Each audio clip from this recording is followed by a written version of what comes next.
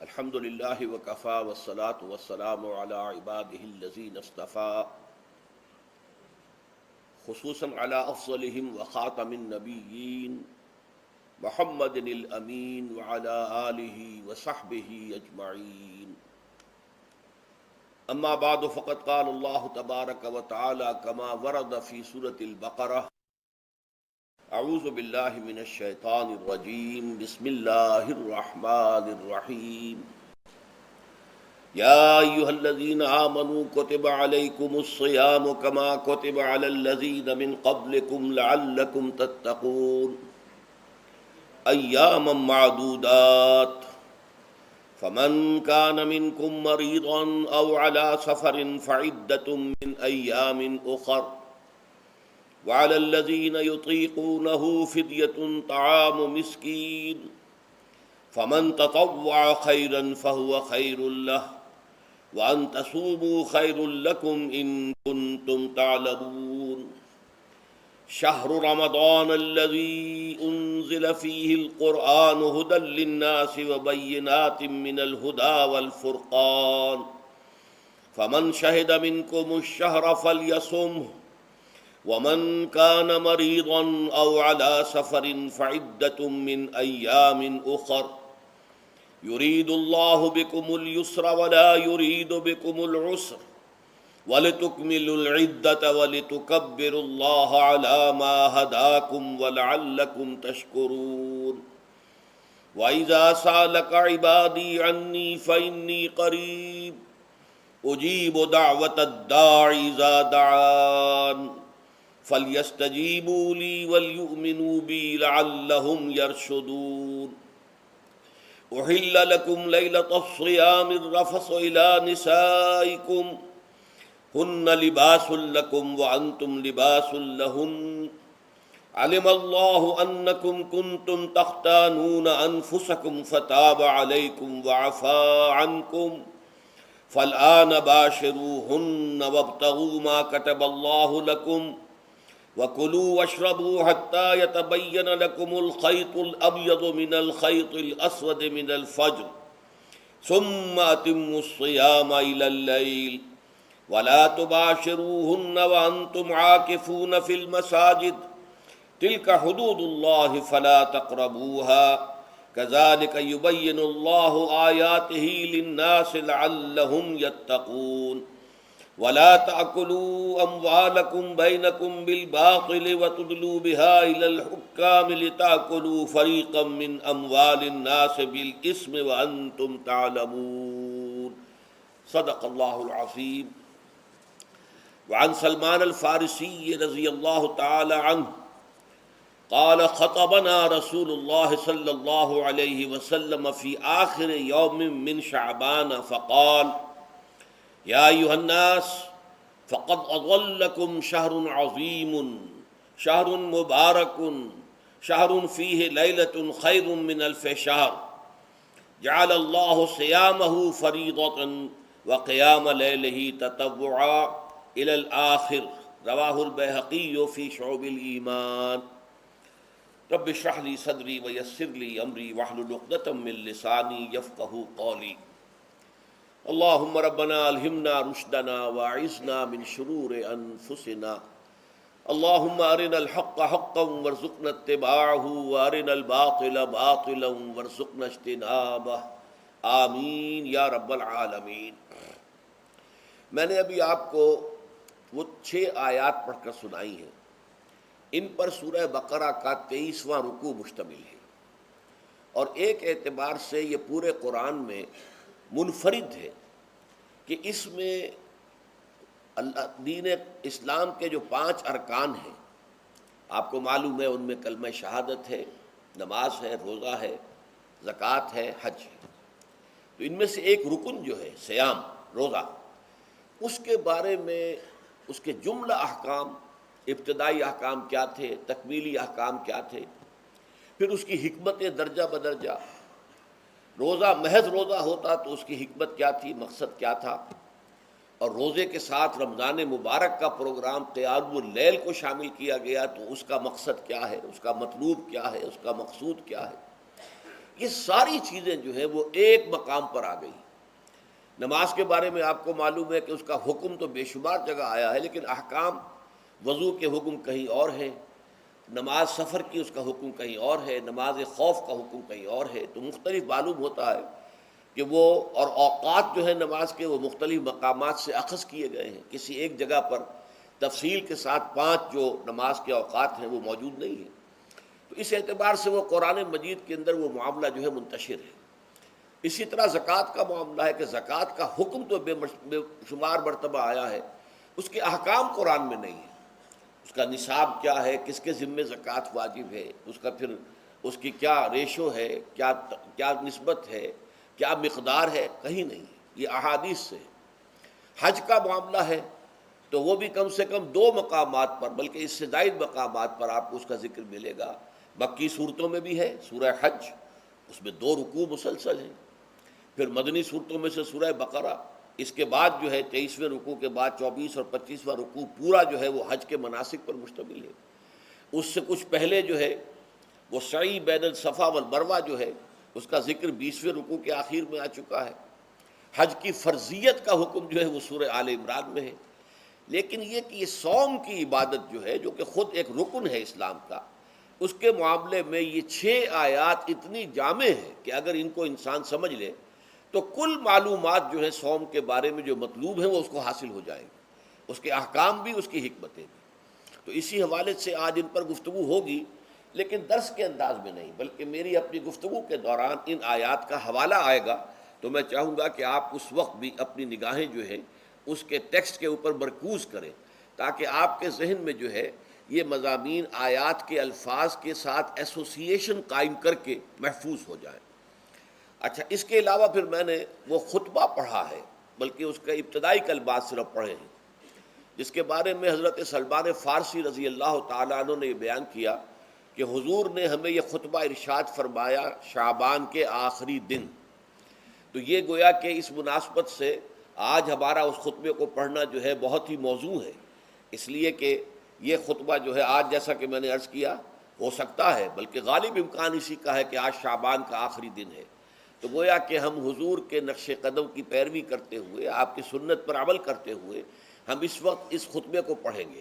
یہ خطبہ جو ہے اس کا مکمل ترجمہ جو تازہ ایشو ہے ندائے خلافت کا، اس میں سرورق پر درج کر دیا گیا نمایاں طور پر۔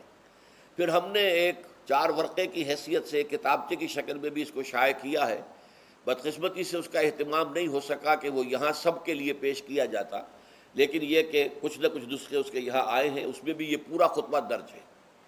پھر ایک ناشر نے جن کا تعلق ایسے تنظیم اسلامی کے ساتھ ہے، اس کو خوبصورت انداز میں شائع کیا ہے 4 ورقے کو، لیکن اس کی انہوں نے قیمت رکھی ہے کہ اس کے 10 نسخے 10 روپے میں آپ کو مل جائیں گے، تاکہ آپ زیادہ سے زیادہ لیں اور تاکہ لوگوں میں تقسیم کریں، تاکہ وہ ذہنی تیاری جو ہے، ذہنی اور قلبی اور روحانی، رمضان مبارک کی برکات سے صحیح طور پر مستفید ہونے کے لیے اس میں آپ کے دوست، اعزاء و قارب، رشتہ دار بھی شریک ہو سکیں۔ میں سب سے پہلے اب آغاز کر رہا ہوں اسی خطبے کے ان الفاظ سے کہ جو یہاں پر درج ہیں، آپ بھی اس کی متن پر نگاہ رکھیے۔ ان سلمان الفارسی رضی اللہ عنہ، حضرت سلمان فارسی رضی اللہ تعالی عنہ سے یہ روایت ہے۔ حضرت سلمان آپ کو معلوم ہے کہ ایران میں پیدا ہوئے، اور ان کے والد جو ہیں وہ آتش کدے کے بڑے ذمہ دار آدمی تھے، لیکن ان کو نفرت پیدا ہوئی کہ یہ آگ ہم خود جلاتے ہیں، ایندھن اس میں نہ ڈالیں تو بجھ جاتی ہے، ہم کیسے اس کے سامنے ہاتھ جوڑ کر کھڑے ہو جائیں، اس سے دعائیں مانگیں۔ بہرحال اس بنا پر جو بھی چپقلش ہوئی، تو جیسے حضرت ابراہیم علیہ السلام کو ان کے والد نے گھر سے نکال دیا تھا، انہیں بھی گھر سے نکلنا پڑا۔ جیسے حضرت ابراہیم نے پھر ہجرت کی تھی اور وہ عراق سے جو ہے شام کی طرف منتقل ہوئے تھے، تو یہ ایران سے شام کی طرف منتقل ہوئے، وہاں جا کر انہوں نے عیسائیت کا مذہب اختیار کیا، راہبوں کے پاس رہے۔ آخری راہب جس کے پاس تھے، زیر تربیت و تعلیم تھے، تو جب اس کے انتقال کا وقت آیا تو انہوں نے کہا کہ مجھے تو ابھی تشفی نہیں ہوئی پورے طور سے، آپ نے بہت کچھ سکھایا ہے، بہت کچھ سمجھایا ہے، اور میں نے آپ سے بہت کچھ فیض حاصل کیا ہے، لیکن ابھی تو مجھے تشفی نہیں ہوئی، اب آپ کا انتقال ہو رہا ہے، میں آپ کے بعد کس کے پاس جاؤں؟ تب اس نے کہا کہ میرا علم مجھے بتاتا ہے کہ نبی آخر الزمان کا ظہور اب قریب ہے، اور وہ جنوب میں کھجوروں کی سرزمین میں ہوگا۔ تو تم جاؤ، ٹرائی یور لک، جاؤ دیکھو شاید قسمت تمہیں ان کے قدموں میں پہنچا دے۔ تو وہ وہاں سے روانہ ہوئے ایک قافلے کے ساتھ، قافلے پر ڈاکوؤں نے حملہ کیا، انہیں پکڑ کر غلام بنا لیا، غلام بنا کر بیچ دیا۔ لیکن یہ دیکھیے قسمت ان کی کہ مدینے کے یہودی نے خرید لیا، اب مدینے پہنچ گئے۔ اب وہاں خبریں انہیں مل رہی ہیں کہ مکے میں کسی صاحب نے دعویٰ کیا ہے نبوت کا، لیکن ان کے پاؤں میں تو غلامی کی بیڑیاں، یہ مکے تو نہیں جا سکتے۔ تو میں کہا کرتا ہوں کہ یہ اس شخص کی قسمت ہے کہ جیسے ہم کہتے ہیں کہ پیاسا کنویں کے پاس جایا کرتا ہے، کنواں تو پیاسے کے پاس نہیں آتا، لیکن یہاں کیا ہوا، کنواں چل کر پیاسے کے پاس پہنچا ہے۔ محمد الرسول اللہ صلی اللہ علیہ وسلم ہجرت فرما کر مدینے تشریف لے آئے۔ تب انہوں نے اپنے آقا سے ایک روز کچھ تھوڑی سی کھجوریں مانگی، لیں اور اجازت طلب کی اور جا کر حضور کی خدمت میں پیش کی، کیونکہ اس نے یہ بتایا تھا راہب نے کہ وہ ہدیہ تو قبول کر لیں گے، صدقات قبول نہیں کریں گے، صدقہ قبول نہیں کریں گے۔ تو اسی امتحان کے لیے جا کر حضور کی خدمت میں وہ کھجوریں پیش کی۔ حضور نے پوچھا کیا ہے، عرض کیا صدقہ، فرمایا نہیں میں صدقہ قبول نہیں کرتا، یہ غربا کا حق ہے، دے دو، تقسیم کر دو۔ پھر کچھ عرصے کے بعد پھر کچھ کھجوریں لی ہوں گی اپنے اس آقا سے، پھر پہنچے، پھر جب حضور نے پوچھا کیا ہے، عرض کیا کہ یہ ہدیہ، آپ نے فرمایا ہاں ٹھیک ہے، ہدیہ میں قبول کرتا ہوں۔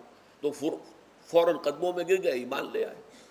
اور ان کا معاملہ جو ہے یہ بھی جان لیجئے کہ یہ فقراء صحابہ میں سے تھے جو کوئی کام نہیں کرتے تھے، ہمہ وقت حضور کے ساتھ رہنا، اور اس اعتبار سے حضور نے ان کے بارے میں یہ بھی کہا ہے کہ سلمان و منا من اہل البیت، سلمان جو ہے وہ ہمارے اہل بیت میں شامل ہے رضی اللہ تعالی عنہ۔ ان کی روایت ہے قال خطبنا رسول اللہ صلی اللہ علیہ وسلم، تو وہ فرماتے ہیں کہ ہمیں خطبہ ارشاد فرمایا نبی اکرم صلی اللہ علیہ وسلم نے شعبان کے آخری دن، فقال، اور فرمایا یا ایھا الناس، اے لوگو، قد اظلکم شہر عظیم، تم پر ایک عظمتوں والا مہینہ سایہ فگن ہو گیا ہے۔ ظل کہتے ہیں سائے کو، اظلکم تم پر سایہ فگن ہو گیا ہے، ایک بہت عظمتوں والا مہینہ۔ اب دیکھیے یہ وہی ہے بات جو انگریزی کے محاورے میں ہے کہ coming events cast their shadows before, آنے والے واقعات کا ایک سایہ سا پہلے سے پڑ جاتا ہے۔ تو ابھی مہینہ شروع نہیں ہوا رمضان مبارک کا، لیکن وہ آیا چاہتا ہے، تو گویا کہ اس کا ایک سایہ پہلے آ گیا ہے، جس کو حضور فرما رہے ہیں کہ تم پر سایہ کر لیا ہے ایک ایسے مہینے میں کہ جو بہت عظمتوں والا ہے۔ شہر مبارک، وہ مہینہ بہت برکتوں والا ہے۔ شہر فیہ لیلۃ خیر من الف شہر، یہ وہ مہینہ ہے کہ جس میں ایک رات وہ بھی ہے کہ جو 1000 مہینوں سے افضل ہے۔ اور یہ ظاہر بات ہے قرآن مجید کی صورت ہے مکمل، انا انزلناہ فی لیلۃ القدر وما ادراک ما لیلۃ القدر لیلۃ القدر خیر من الف شہر، اس کی طرف اشارہ ہے۔ اب اس کے بعد جو جملہ ہے جعل اللہ صیامہ فریضۃ، اللہ نے اس مہینے کا روزہ رکھنا فرض قرار دے دیا ہے۔ وقیام اللیل، ایک تو قیام اللیل کے لفظ پر غور کیجیے، اور اس کی راتوں کے دوران کھڑے رہنے کو تطوعاً، آزاد مرضی پر چھوڑ دیا ہے۔ تو گویا کہ اس رمضان مبارک کے 2 پروگرام ہیں، ایک پروگرام دن سے متعلق ہے وہ ہے روزہ، اور ایک قیام رات سے متعلق ہے اور وہ ہے قیام اللیل۔ دن کا پروگرام فرض ہے، رات کا پروگرام فرض نہیں ہے، لیکن ایک طرح کی تشویق اور ترغیب، اس کے لیے جو ہے تحریص، یہ موجود ہے۔ ورنہ تو یہ ہے کہ ہر رات جو ہے اس میں تہجد آپ پڑھیں، رات کو کھڑے رہے، وہ اللہ تعالیٰ کو بہت پسندیدہ ہے۔ تہجد حضور کے لیے تو فرض کے درجے میں رہی ہے، لیکن عام مسلمانوں پر فرض نہیں ہے۔ البتہ جو کوئی کر سکے ان کے لیے یقیناً بہت اعلیٰ مراتب ہے، بہت اونچے درجات ہیں، تو وہ تو کسی بھی شب میں پورے سال آپ کریں، لیکن اس کے لیے خاص طور پر چونکہ اہتمام کیا گیا، لہذا جعلہ کا جو فعل ہے اس کے مفعول میں جہاں یہ شامل ہے، نمبر 1 جعل اللہ صیامہ فریضۃ، روزہ رکھنا فرض قرار دے دیا، اور اس کی راتوں کو کھڑے رہنا یہ تمہاری مرضی پر چھوڑ دیا، اسے فرض نہیں کیا ہے۔ بس اس تمہید کے بعد اب میں شروع کروں گا استقبال رمضان کے ضمن میں روزے کی حکمتیں کیا ہیں، اس کے احکام کیا ہیں۔ نمبر 1، شریعت محمدی میں روزے کی تدریجی فرضیت، یہ جو تمہیدی مضمون ہے اس ضمن میں وہ بہت اہم ہے۔ پہلی بات یہ جان لیجئے کہ اہل عرب جو ہیں، قریش بھی، اہل مکہ اور قریش کے تابع بقیہ تمام بنی اسماعیل بھی، اور ان کے تابع جو بھی عرب میں دوسرے قبیلوں کے لوگ تھے کہ جو عربی تھے اور مشرک تھے، وہ سب اس کے اندر مراد ہیں۔ تو فرمایا گیا کہ ان لوگوں میں روزے کی عبادت معروف نہیں تھی۔ یا تو یہ ہے کہ حضرت ابراہیم علیہ السلام کے زمانے میں روزے کی عبادت تھی ہی نہیں، کیونکہ یہ لوگ اپنے قول کے مطابق ملت ابراہیم پر تھے، لیکن یہ ہے کہ بہرحال روزے کی عبادت سے ناآشنا تھے۔ کیا وجہ ہے یہ ہم نہیں جانتے۔ آپ کو معلوم ہے نماز سے وہ واقف تھے، اگرچہ اس کا حلیہ انہوں نے بگاڑ دیا تھا، تالیاں بجاتے تھے، سیٹیاں بجاتے تھے یہ، لیکن نماز کہتے تھے اسے نماز۔ طواف سے وہ واقف تھے، اگرچہ اس کے ضمن میں اتنی گھناؤنی حرکت بھی کی تھی کہ مرد اور عورتیں وہ بالکل برہنہ ہو کر طواف کرتے تھے، تو اسے بہت فضیلت والی بات سمجھتے تھے، بہت خدا رسیدگی کی بات سمجھتے تھے کہ کامل برہنہ ہو کر طواف کیا جائے، لیکن بہرحال طواف تھا۔ اسی طرح قیام عرفہ، قیام منی یہ بھی موجود تھے۔ تو حج کے بھی بہت سے ارکان جو ہیں وہ ان کے ہاں معروف تھے، اور ویسے خیرات و صدقات، چاہے زکوٰۃ ایک خاص نظام کے تحت نہیں تھی، لیکن زکوٰۃ و صدقات، بھوکوں کو کھانا کھلانا، یہ ان کے ہاں اعلیٰ اقدار میں یہ چیزیں شامل تھیں، اخلاقیات کے اونچے مقامات میں۔ کہ صوم کا ان کے ہاں قطعاً کوئی ذکر نہیں تھا، روزے کی عبادت جو ہے ان کے ہاں بالکل نہیں تھی۔ البتہ صوم کا لفظ موجود تھا، یہ لفظ وہ استعمال کرتے تھے اپنے گھوڑوں کے لیے، روزہ رکھواتے تھے گھوڑوں کو۔ اس کا پس منظر یہ ہے کہ ان کے ہاں آپ کو معلوم ہے کہ لڑائی، دنگا فساد، جنگ، اور یہ کہ غارت گری کرنا، لوٹ مار کرنا، یہ تمام ان عرب قبائل کا پیشہ تھا، اصل پیشہ یہی تھا۔ اس میں ان کے پاس دو جانور تھے، ایک تو اونٹ۔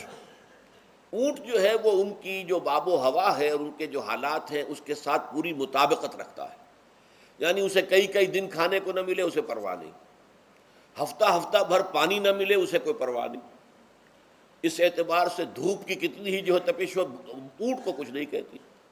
لیکن یہ کہ وہ سست رفتار جانور ہے، لڑائی کے لیے، جنگ کے لیے، خاص طور پر غارت گری جہاں کرنی ہو، جہاں جا کر گویا کہ ڈاکہ مارنا، پھر دوڑنا ہے، بھاگنا ہے، واپس جانا ہے، تو انہیں گھوڑے کی ضرورت ہوتی تھی جو سریع الرفتار ہے۔ لیکن گھوڑے میں یہ اوصاف نہیں تھے، وہ بھوک کو برداشت نہیں کر سکتا، مزمحل ہو جائے گا، وہ پیاس کو برداشت نہیں کر سکتا، مزمحل ہو جائے گا، وہ دھوپ کو برداشت نہیں کر سکتا، مزمحل ہو جائے گا، اور اگر یہ گھوڑا مزمحل ہو جائے تو سوار کا کیا حشر ہوگا، وہ آپ اس سے اندازہ کر لیجئے کہ اصل میں تو پھر ہلاکت سوار کی ہوگی۔ اس لیے وہ اسے تیار کرتے تھے جنگ کی صعوبتوں کو برداشت کرنے کے لیے۔ اس کا دانہ پانی بند کر دیا، اور اس کا منہ جو ہے وہ عرب بدو جو ہوتا تھا خود تو اپنا چہرہ اور سر لپیٹ لیتا تھا کپڑے کے اندر، جب وہ چلتی تھی ان کے ہاں باد سموم، تیز آگ جیسی ہوا جو ہے جس کے اندر ریت کے ذرات بھی ایسے ہوتے تھے گویا کہ کسی بھاڑ کی جو ہے اس کے اندر کی ریت جو ہے وہ چلی آ رہی ہے، تو گھوڑے کا رخ ادھر کر کے کھڑے کر دیتے تھے اس کو، خود اپنے منہ پر ڈاٹا باٹا باندھا ہوا اپنی حفاظت کے لیے، تاکہ اس کے اندر دھوپ کی سختی برداشت کرنے کی عادت پیدا ہو جائے، پیاس کی برداشت کرنے کی عادت پیدا ہو جائے، بھوک کو برداشت کرنے کی۔ اس کو کہتے تھے صوم۔ صوم کے لفظی معنی رک جانا۔ اب یہ کھانے پینے سے رکا ہوا ہے، اور یہ دھوپ کی سختیاں برداشت کرنے کے لیے دھوپ کے اندر، اور وہ جو آتی تھی وہاں پہ باد سموم، اس کے اندر بھی اس کا سامنا کرنے کے لیے تیار ہے۔ تو یہ پس منظر ہے روزے کا لغوی اعتبار سے، اور یہ کہ اہل عرب جو ہے پرانے وہ اس عبادت سے ناواقف تھے، لہٰذا ہمیں پورے مکی قرآن میں اس کا کہیں ذکر نہیں ملتا۔ البتہ مدینے میں جب حضور تشریف لائے اور صحابہ کرام ہجرت کے بعد، تو یہاں آپ نے دیکھا کہ یہودی جو ہے وہ روزہ رکھتے ہیں یوم عاشورہ کا، 10 محرم کا۔ تو حضور نے دریافت کیا کہ یہ تم 10 محرم کو روزہ کیوں رکھتے ہو؟ تو انہوں نے کہا کہ یہ دن ہماری نجات کا دن ہے۔ 10 محرم کو اللہ تعالیٰ نے فرعون کو غرق کیا تھا اور ہمیں نجات دی تھی اس کے ظلم و ستم سے، تو شکرانے کے طور پر ہم روزہ رکھتے ہیں۔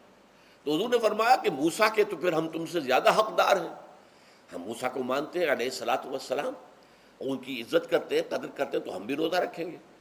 تو آپ نے صحابہ کو حکم دیا کہ عاشورہ کا روزہ رکھا کرو۔ پھر کچھ عرصے کے بعد اللہ تعالیٰ کی طرف سے حکم آ گیا، اور یہ حکم جو ہے اس رکوع کی پہلی آیت کے اندر ہے، یا ایھا الذین آمنوا کتب علیکم الصیام کما کتب علی الذین من قبلکم لعلکم تتقون۔ لیکن جیسا کہ میں بعد میں بتاؤں گا، یہ حکم صوم رمضان کا نہیں ہے، بلکہ یہ کہ اللہ کے حکم سے پہلے 3 دن کے روزے فرض کیے گئے۔ ہر مہینے کی 13ویں، 14ویں اور 15ویں تاریخ کو روزہ رکھو۔ اس میں بڑی حکمت تھی، چونکہ یہ عرب عادی نہیں تھے روزے کے، تو انہیں تدریجاً خو کر کرنا تھا۔ ظاہر بات ہے کہ 30 دن جو ہے وہ تو ایک بڑی مدت ہے، اور ظاہر بات ہے کہ مئی کا مہینہ بھی آ جائے گا، اس میں جون بھی آئے گا، جولائی بھی آئے گا، قیامت خیز مہینے آ جائیں گے، تو بڑی ہمت جواب دے جائے گی۔ تو پہلے روزہ ہر مہینے 3 روزے رکھنے کی ان کو مشق کرائی جائے تاکہ یہ عادی ہو۔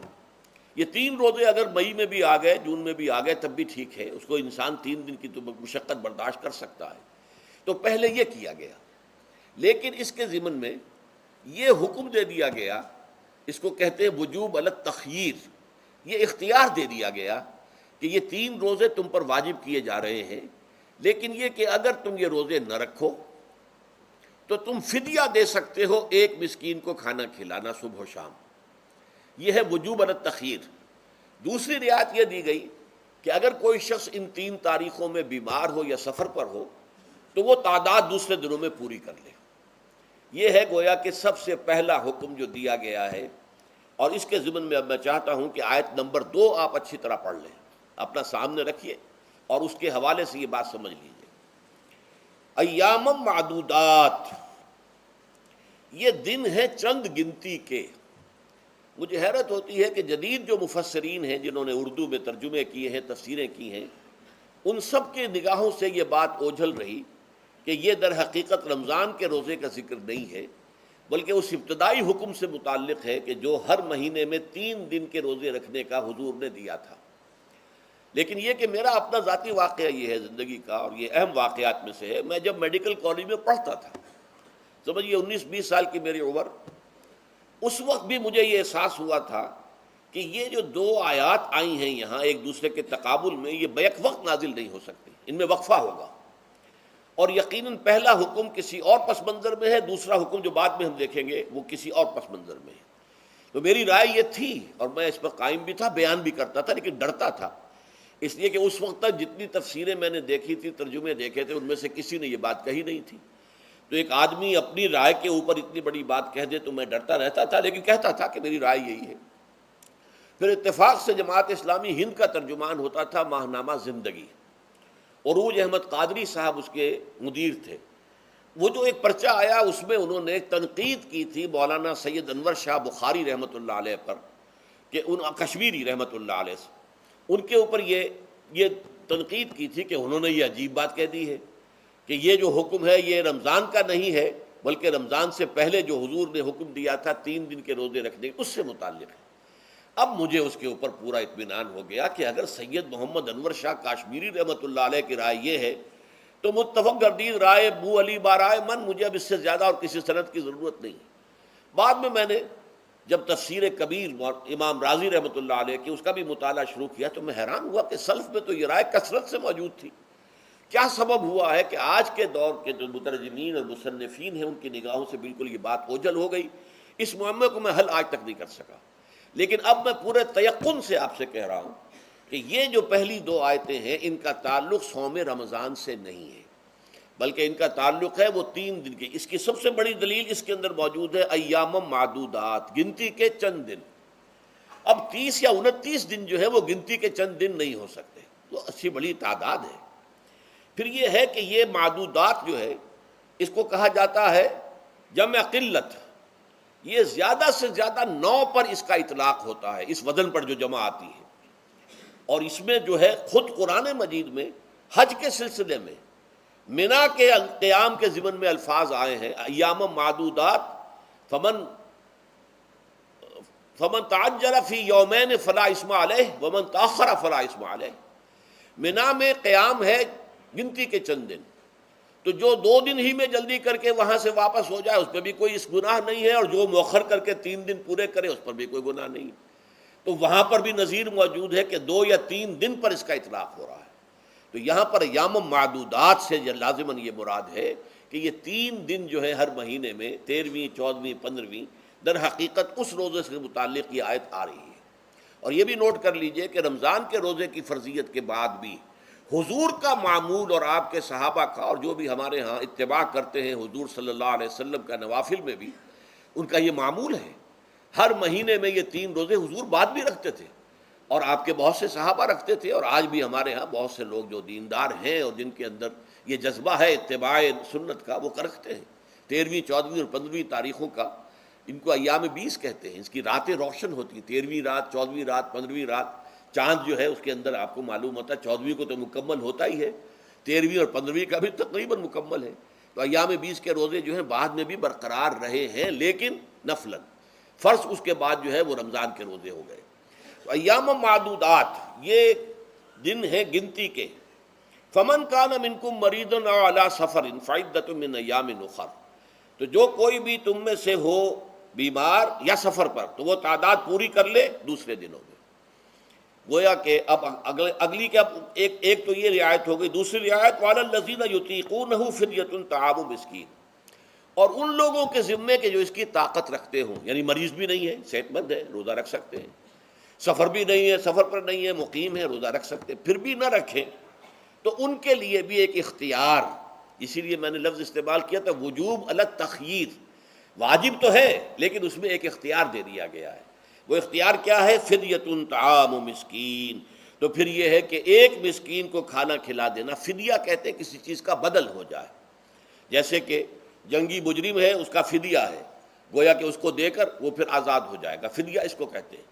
ففدیۃ طعام مسکین، لیکن یہ ہے کہ فمن تطوع خیرا فہو خیر اللہ، اور جو نیکی سے خیر کرنا چاہے مزید تو وہ اس کے لیے بہتر ہے۔ ایک کے بجائے 2 کو کھلائے، 3 کو کھلائے، 4 کو کھلائے، 10 کو کھلائے، تو یہ تو ترغیب ہے، لیکن کم سے کم ایک مسکین کو کھانا کھلانا 2 وقت کا۔ وَأَن تَصُومُوا خَيْرٌ لَكُمْ، اب دیکھیے یہ لفظ بول رہے ہیں، اگر تم روزہ رکھو تو یہ تمہارے حق میں بہتر ہے، یعنی اگرچہ اختیار تمہیں دے دیا ہے، اختیار یہ ہے کہ روزہ رکھو، اگر نہ رکھو تو فدیہ دے دو ایک مسکین کا کھانا، لیکن اگر تم روزہ رکھو، ان کنتم تعلمون، اگر حقیقت میں تم علم رکھتے ہو کہ روزے کے اندر کیا کیا برکات ہیں، تو تمہیں روزہ لازماً رکھنا چاہیے۔ تشویق اور ترغیب موجود ہے، لیکن یہ کہ اس کی فرضیت یا وجوب نہیں ہے۔ یہ تھا ابتدائی حکم روزے کے ضمن میں۔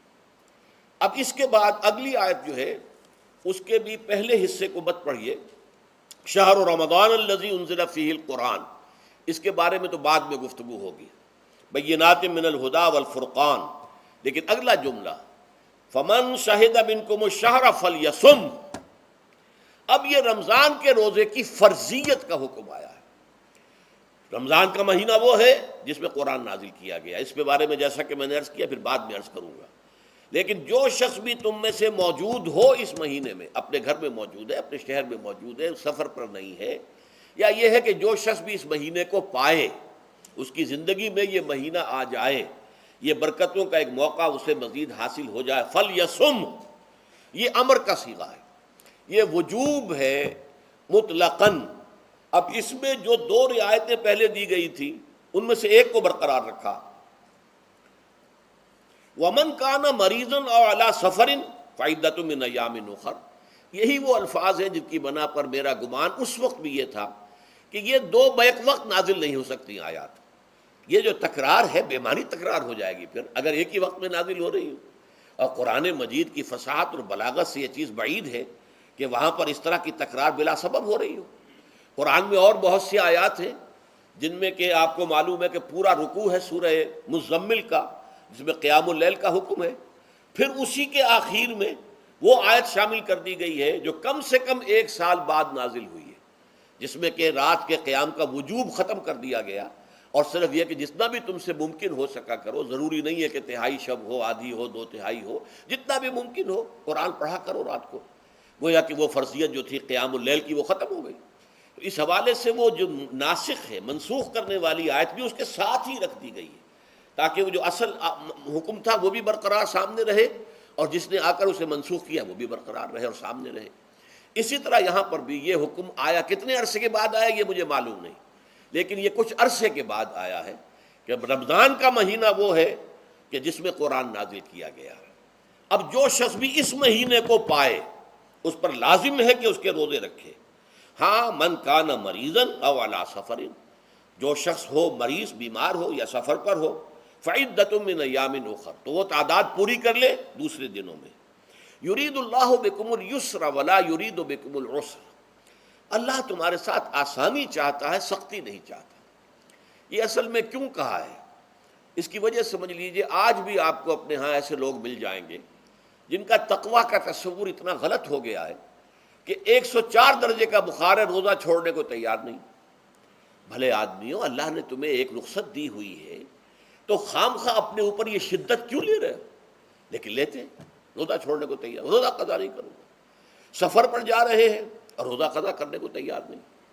ایک موقع پر ایک غزوے کے دوران ایسا ہوا کہ کچھ لوگوں نے روزہ رکھا ہوا تھا، لیکن وہ اتنے یوں سمجھیے مزمحل ہو گئے کہ جب پڑاؤ پر پہنچے تو جن کا روزہ نہیں تھا انہوں نے تو بڑی چاق و چوبند طریقے سے خیمے نصب کیے، سارا بندوبست کیا، اور یہ جا کر بے سدھ ہو کر بے ہوش ہو کر گر پڑے.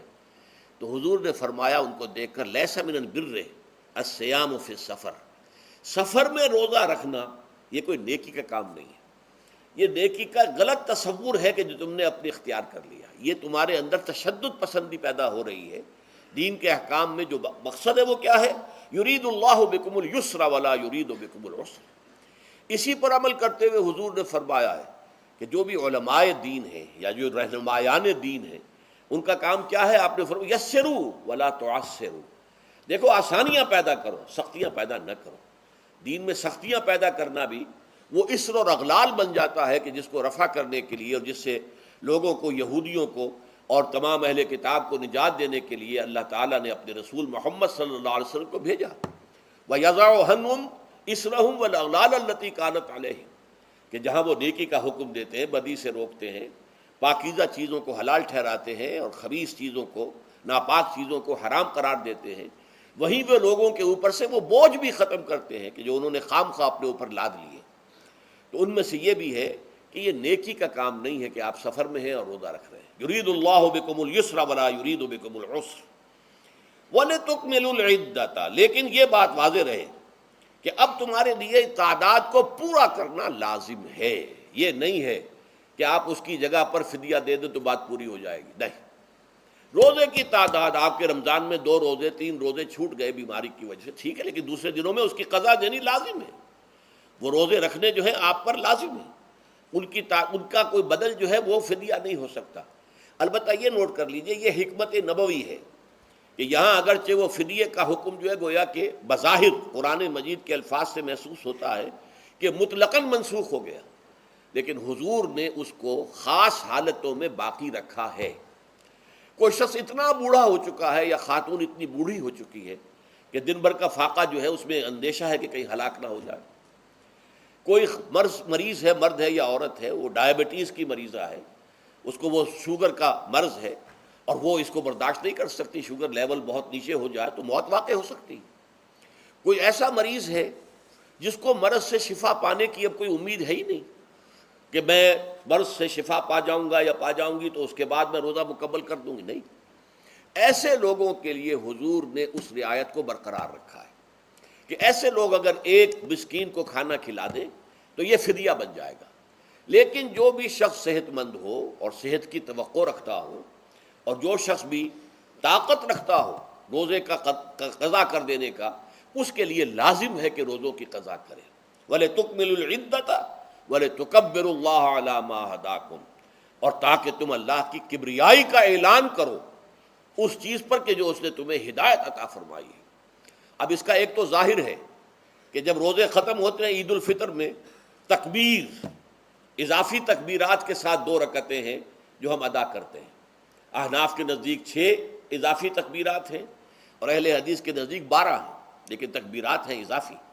اور یہ کہ جاتے ہوئے اور آتے ہوئے عید کے لیے آپ جا رہے ہیں تو تکبیرات پڑھتے ہوئے جائیے، واپس آ رہے ہیں تکبیر پڑھتے ہوئے آئیے. اور یہ بھی کہ جاتے ہوئے راستہ کوئی اور، آتے ہوئے راستہ کوئی اور اختیار کیجئے تاکہ پورا شہر، پوری بستی جو ہے تکبیر کی آواز سے گونج جائے. یہ ظاہر ہے. باطن اس کا کیا ہوگا؟ اللہ کی کبریائی کا اعلان کرو اللہ کی کبریائی کو نافذ کرنے کی کوشش کرو۔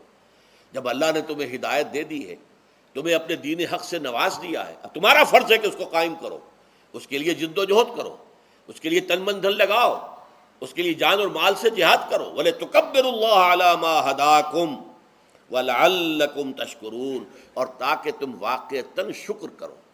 اس پر بھی گفتگو بعد میں ہوگی۔ یہ حکمت صوم کے حوالے سے ہے یہ لفظ۔ اس کے بعد جو ہے ایک آیت چھوڑ کر پھر اگلی 5ویں آیت پڑھیے۔ یہ ہے تکمیلی احکام۔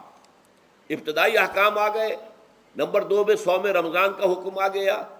نمبر 3 پر ہوا کیا تھا کہ جب روزوں کا حکم دیا گیا تو چونکہ مثال آپ نے رکھی تھی یہود کی کہ یہود جو ہیں عاشورہ کا روزہ رکھتے ہیں تو ہم بھی کیوں نہ رکھیں، مسلمانوں تم بھی رکھو۔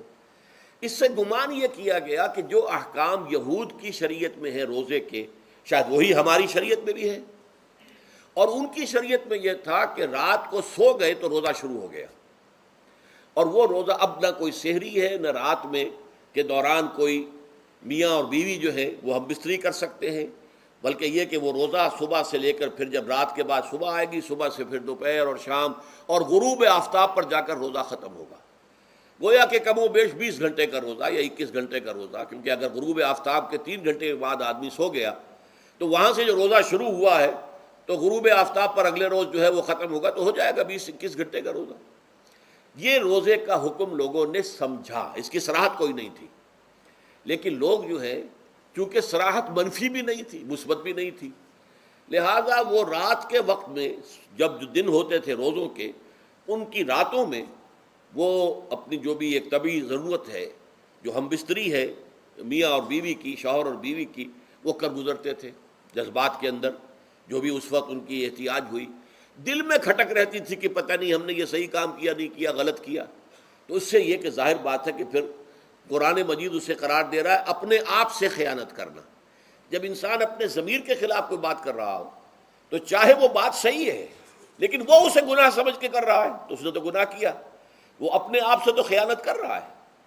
ایک شخص ہے وہ بکری کا گوشت کھا رہا ہے لیکن سمجھتا یہ کہ یہ سور کا گوشت ہے، تو اس نے تو سور ہی کا کھایا نا، اس نے بکری کا تو نہیں کھایا، لیکن اس نے سمجھا یہ کہ یہ سور کا گوشت اور کھا رہا ہے۔ تو اس حوالے سے ایک دغدغہ سا دل میں رہتا تھا، پریشانی۔ تو اب جو یہ 5ویں آیت ہے، طویل ترین آیت ہے اس سلسلے کی، اس میں روزے کے تکمیلی احکام آ گئے جو ابدی ہیں، آج تک قائم ہیں اور قیامت تک قائم رہیں گے۔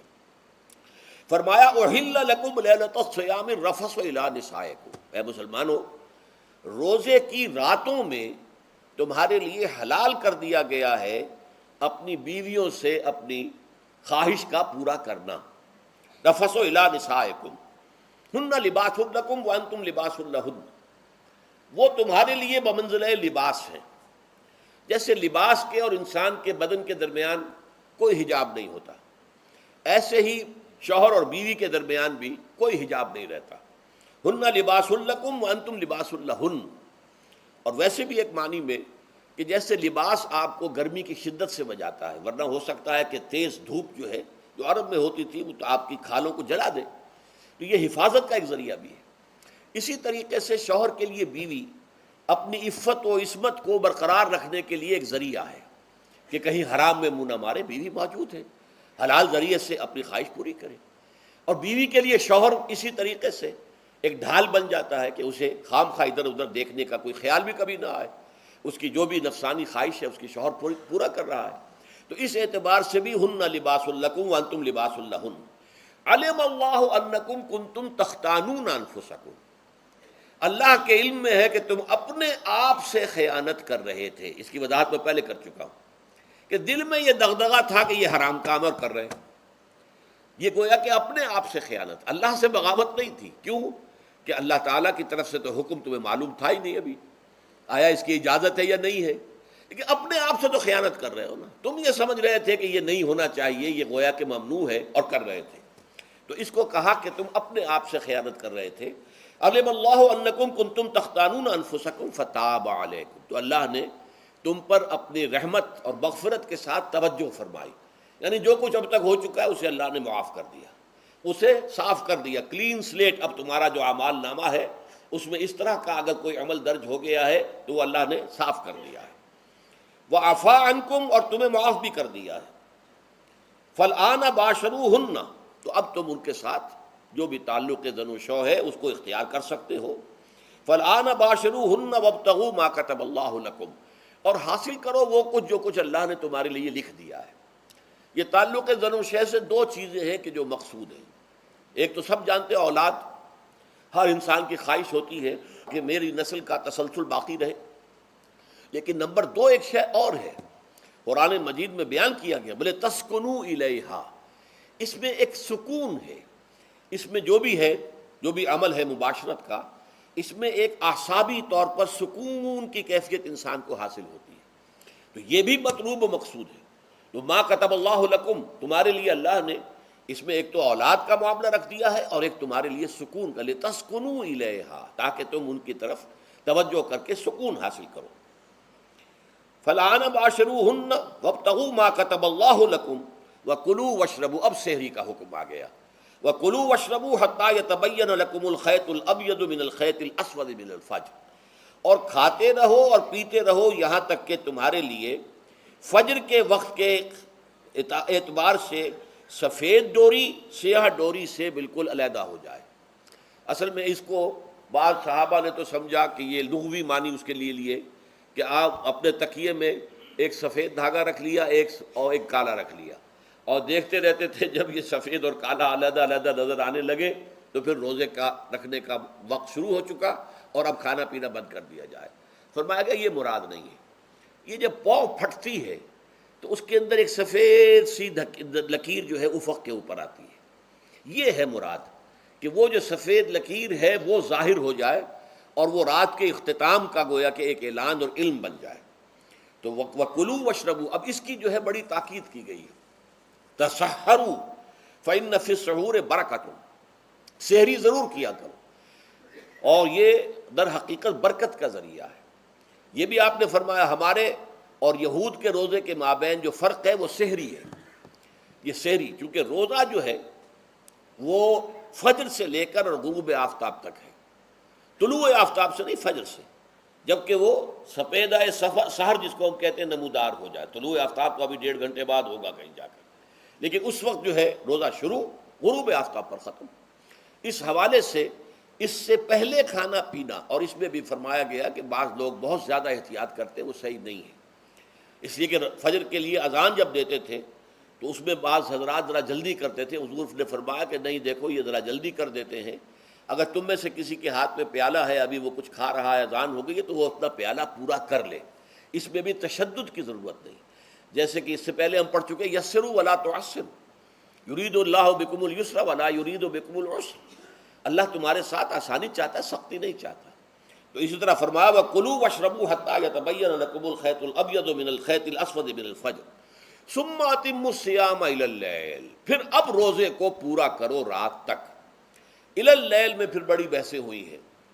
اس لفظ کی مناسبت سے اہل تشیع اس کے قائل ہیں کہ جب کہ خوب اندھیرا ہو جائے، لیکن اہل سنت کا اجماع ہے کہ غروب آفتاب اس سے مراد ہے، اس لیے کہ آغاز رات کا غروب آفتاب کے ساتھ ہے. اور اس میں بھی احادیث کے اندر آیا ہے کہ تعجیل کرنی چاہیے.